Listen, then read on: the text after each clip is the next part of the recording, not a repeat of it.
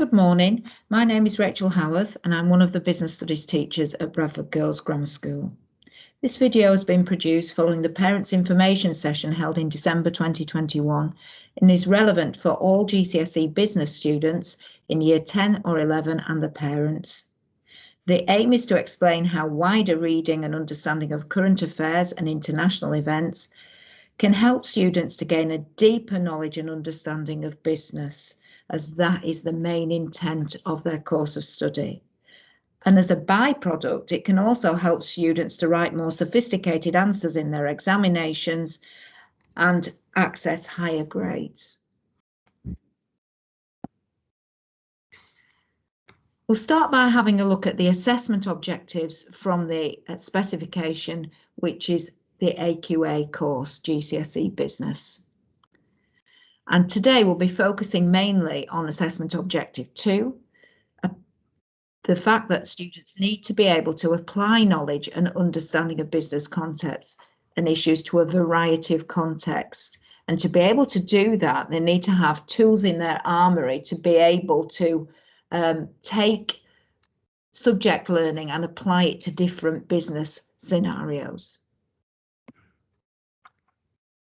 In terms of the examinations, students have 2 papers at the end of Year 11, and each of these lasts 1 hour and 45 minutes long. Paper 1 assesses units 1, 2, 3 and 4, and paper 2 units 1, 2, 5 and 6, and each paper has equal weighting. We're still waiting from some information from Ofqual and the exam boards for any changes that might be coming through in relation to COVID-19, but Ofqual have told us that these changes will be with us by the 7th of February 2022. So if there's any reduction in the course content that needs to be learned, or the students are going to be assessed in a different way, we should know by then, and we'll pass that information on to you as soon as we possibly can. The Year 11s have had their first set of mocks now in December, and they had 1 paper for 1 hour 45 minutes, testing units 1, 2 and 5. And as a contingency, just in case exams don't go ahead as planned, but there's no intention that that's happening at the moment, but just in case, we have 2 more mock series planned for the spring and early summer terms. And I can tell you that the second mock series will now happen in the week beginning the 21st of March 2022. If exams are going to go ahead as planned, then we may not run the 3rd series in May because students will be revising for the actual examinations then.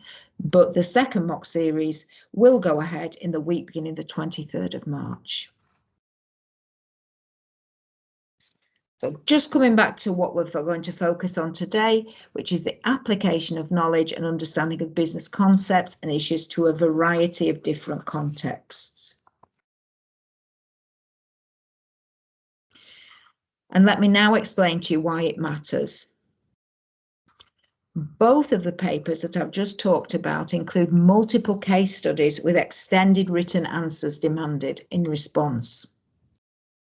I'll show you here an example of one of the case studies.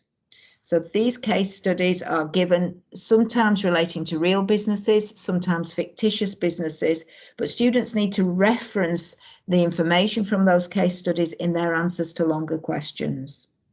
It makes sense, therefore, that whilst learning subject content, students are also taught to use it like a business person, developing their disciplinary knowledge. Having their own examples to mind will help students apply their knowledge in this way. The rest of this video focuses on the different units of the course and how this real-world knowledge can be developed. So let's start with Unit 1, Business in the Real World.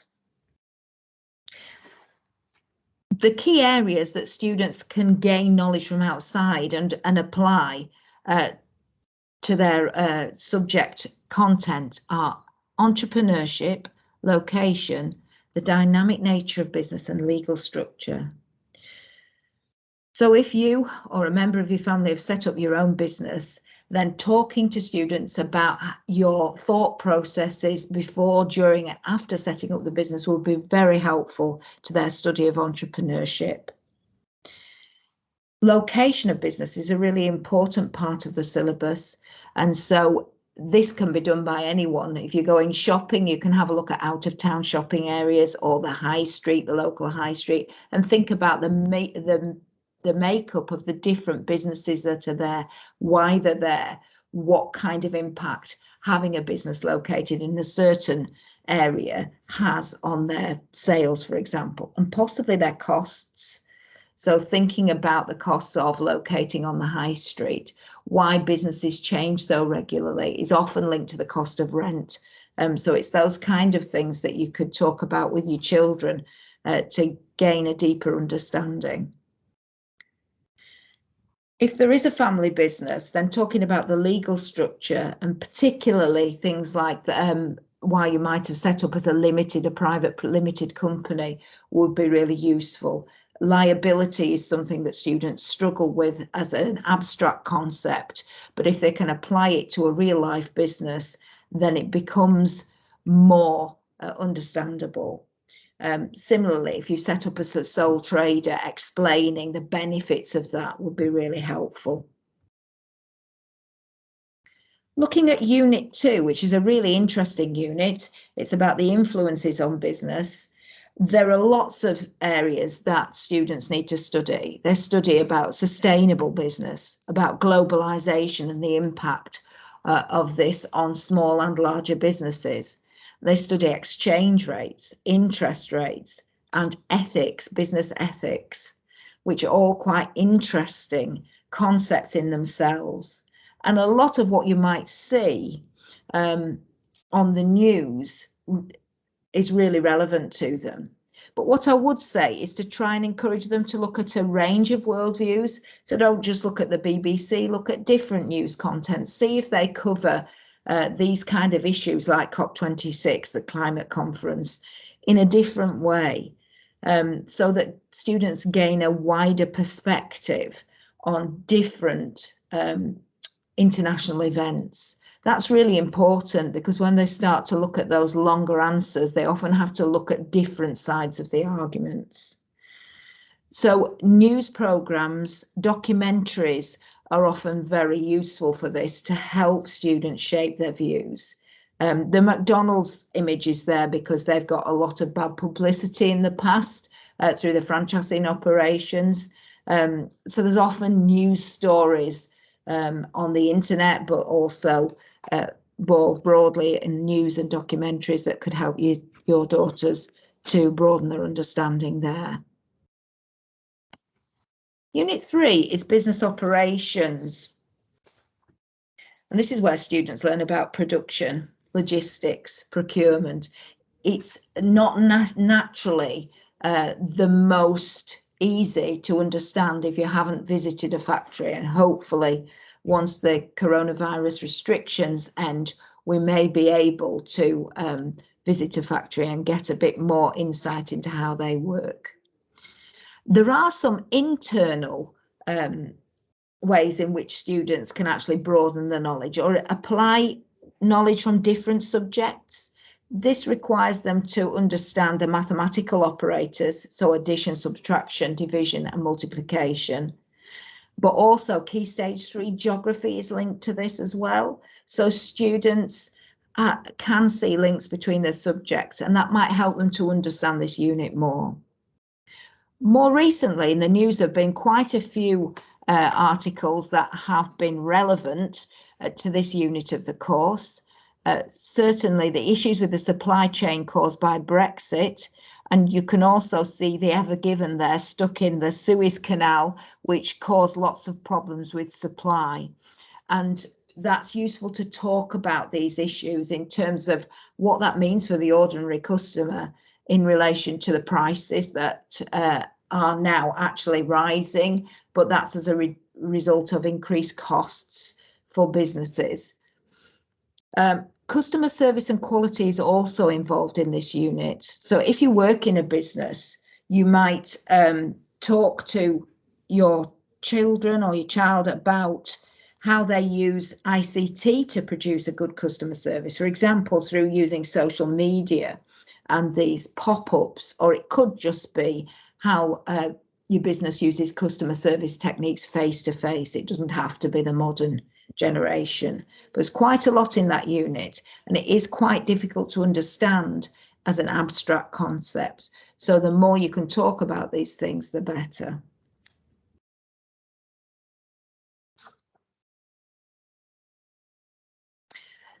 Human resources is one where parents really can help their children because most people are working. So talking about how you got the job, the interview tasks that you had to carry out, for example, would be useful.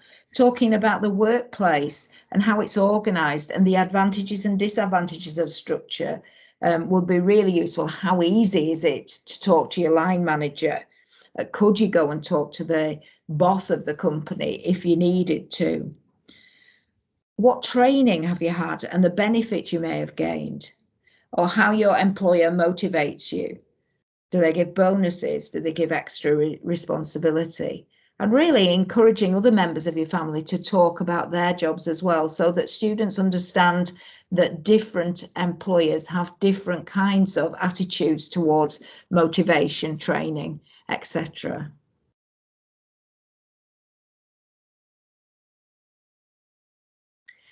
Unit 5, marketing is one that students find interesting.